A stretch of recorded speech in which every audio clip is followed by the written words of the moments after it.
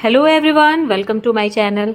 आज मैं अपने छोटे छोटे सब्जियों के बढ़ते हुए पौधों को देने वाली हूँ एक इंस्टेंट फूड जो कि होगा लिक्विड फॉर्म में। और लिक्विड में होने की वजह से पौधों की रूट्स इन्हें बहुत आसानी से एब्जॉर्ब कर लेंगी और तेज़ी से पौधों की ग्रोथ होने लगेगी। तो क्या है ये लिक्विड, इसे कैसे देना है, कब देना है, क्या है इसके बेनिफिट्स, ये सब कुछ हम आज की वीडियो में देखेंगे। तो वीडियो एंड तक ज़रूर देखिएगा। पसंद आए तो लाइक कीजिएगा और चैनल को सब्सक्राइब ज़रूर कीजिएगा। तो चलिए शुरू करते हैं।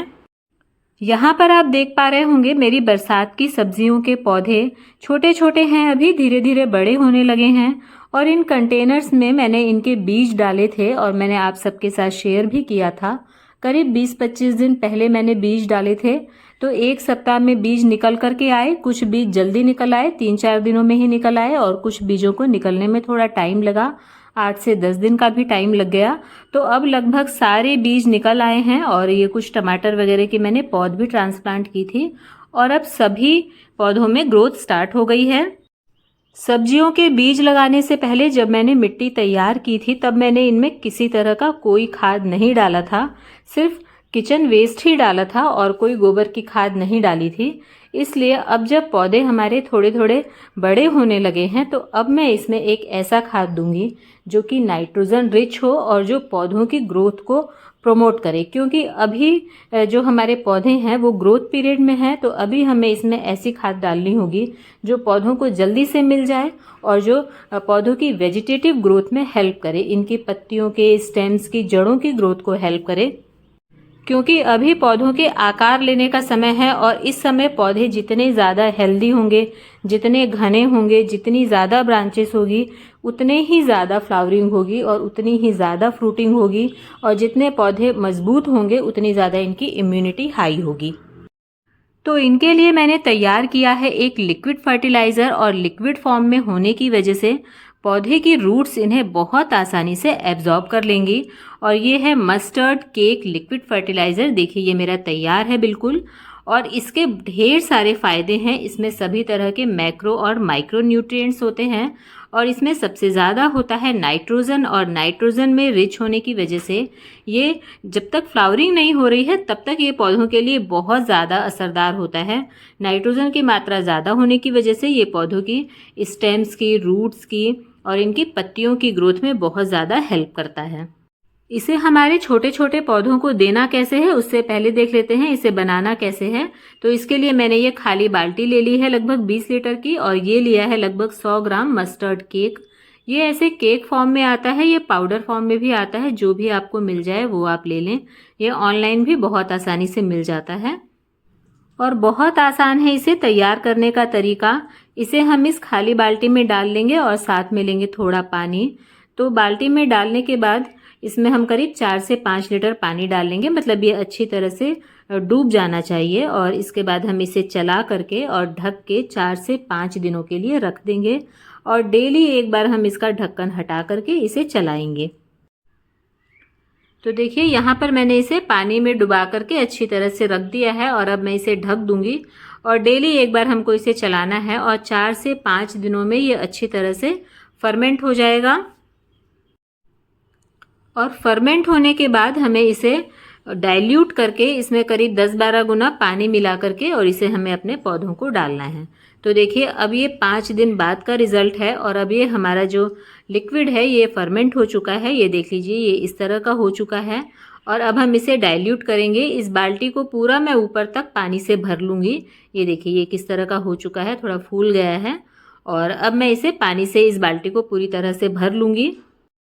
तो अब ये हमारा मस्टर्ड केक का लिक्विड पौधों को देने के लिए पूरी तरह से तैयार है। और अब हम इसकी कंसिस्टेंसी देख लेते हैं कि कैसी है। देखिए ये इस तरह का होना चाहिए, इतना पतला होना चाहिए। थोड़ा बहुत पानी इसमें और डल जाएगा, थोड़ा ज़्यादा पतला हो तो चलेगा, ज़्यादा गाढ़ा नहीं होना चाहिए। तो अब देखते हैं कि इस तैयार लिक्विड को हमें अपने पौधों को देना कैसे है। तो इसे हमें अपने पौधों को देने से पहले अच्छी तरह से चला लेना है। और चलाने का कारण ये है कि मस्टर्ड केक का जो छिलका होता है वो नीचे की तरफ बहुत गाढ़ा गाढ़ा जमा हो जाता है। तो अगर हम बिना चलाए देंगे तो नीचे की तरफ ये बहुत सारा इकट्ठा हो जाएगा और फिर लास्ट में पूरा देने के बाद ये बच जाएगा और आपको लगेगा कि अब इसका क्या करें। इसलिए कई लोग इसे छान कर भी देते हैं, लेकिन मैं छानने का झंझट अब नहीं करती हूँ।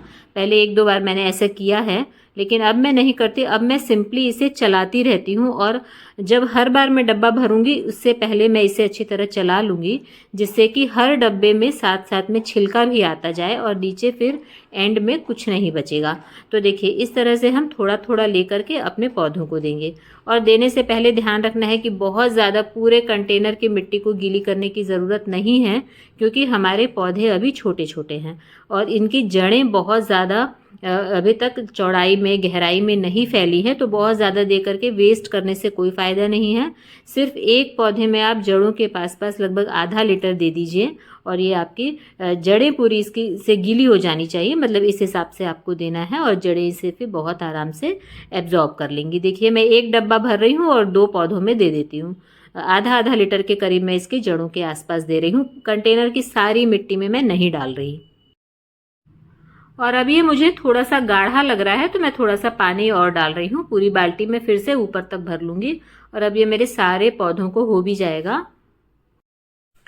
और एक बात का ध्यान रखना है, क्योंकि बरसात का सीज़न है तो हमें इस बात का ध्यान रखना ज़रूरी है कि जब हम ये लिक्विड डालें तब बारिश रुकी हुई हो, मतलब जो कंटेनर्स की मिट्टी हो वो थोड़ी सी सूखी हो और आपको लगे कि और 8-10 घंटे बारिश नहीं होगी।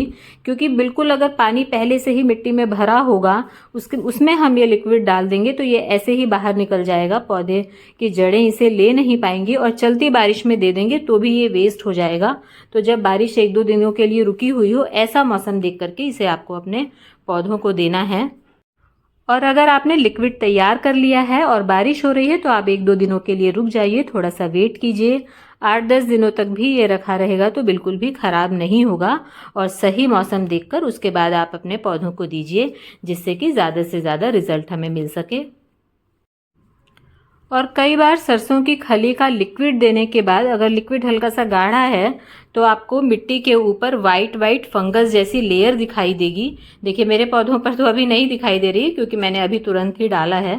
तो ये मैं आपको समझाने के लिए बता रही हूँ कि अगर इस तरह से वाइट लेयर दिखाई देती है तो आप हल्की सी गुड़ाई कर दीजिए और इसे मिट्टी में मिला दीजिए और बिल्कुल कोई भी प्रॉब्लम नहीं होगी। कई बार इसी बात से लोग घबरा जाते हैं कि ये वाइट फंगस है, खराब हो जाएंगे पौधे, तो ऐसा नहीं होता है। सरसों की खली देने के बाद कई बार ऐसा होता है कि ऊपर की तरफ ना सफ़ेद सफ़ेद जम जाता है, तो उसे आप हल्की सी गुड़ाई करके और मिट्टी में मिला दीजिए। तो बस आज मैं ये लिक्विड खाद अपने सभी पौधों को दे दूंगी और उसके बाद 15 दिनों बाद हम कोई और खाद अपने पौधों को देंगे। तो बस आप भी अपने छोटे छोटे पौधों को मस्टर्ड केक का लिक्विड दे करके बहुत हेल्दी ग्रोथ ले सकते हैं। तो आज के लिए इतना ही। उम्मीद है वीडियो पसंद आई होगी। मिलते हैं नेक्स्ट वीडियो में। Thank you.